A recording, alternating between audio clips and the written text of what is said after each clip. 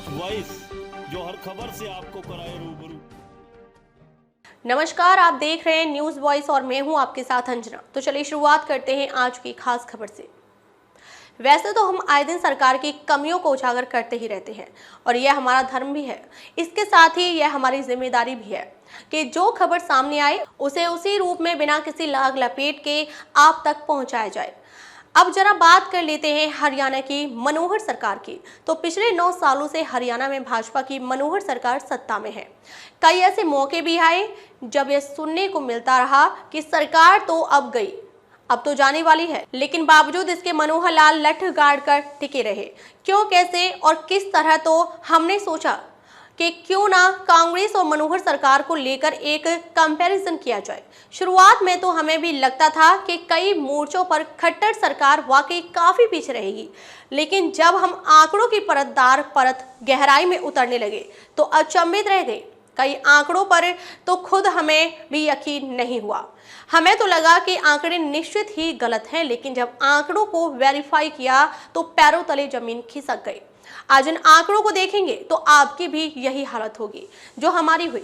फिर हमें हंसी भी आई कि जब ये आंकड़े हैं तो फिर इसकी चर्चा क्यों नहीं हो रही, क्योंकि हरियाणा में आप कहीं गली मोहल्ले में निकल जाएं तो एक नैरेटिव दिखता है जिसमें अधिकतर राजनीतिक जानकारी रखने वाले लोग खट्टर सरकार पर सवाल ही उठाते देखेंगे।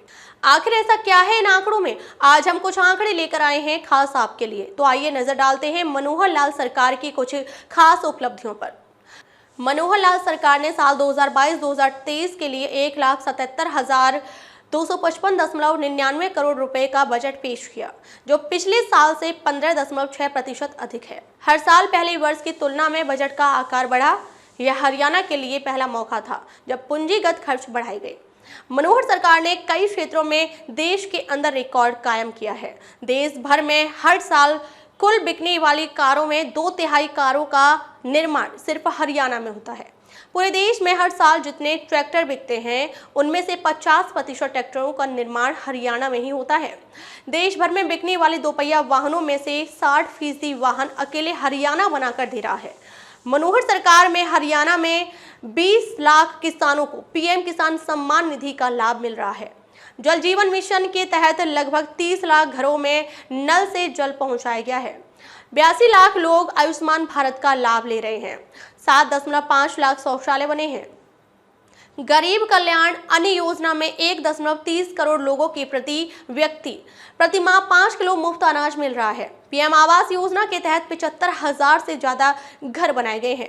कृषि और किसानों की भलाई के कार्यों में हरियाणा अन्य राज्यों से कहीं आगे है।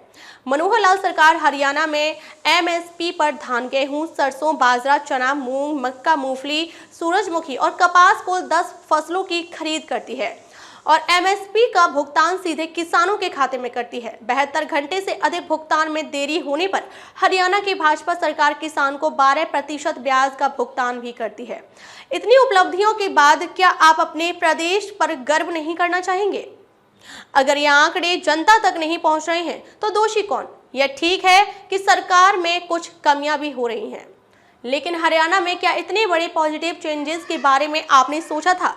एक छोटा सा प्रदेश जिसकी पहचान कभी अराजकता, भ्रष्टाचार, लैंड डीलिंग्स, बदहाल कानून व्यवस्था और नौकरियों के घोटाले की बन गई थी, आज वह एक मॉडल स्टेट के रूप में अपनी छाप छोड़ रहा है। अब सवाल यह उठता है कि जब इतने काम हुए तो यह आम लोगों को पता क्यों नहीं है?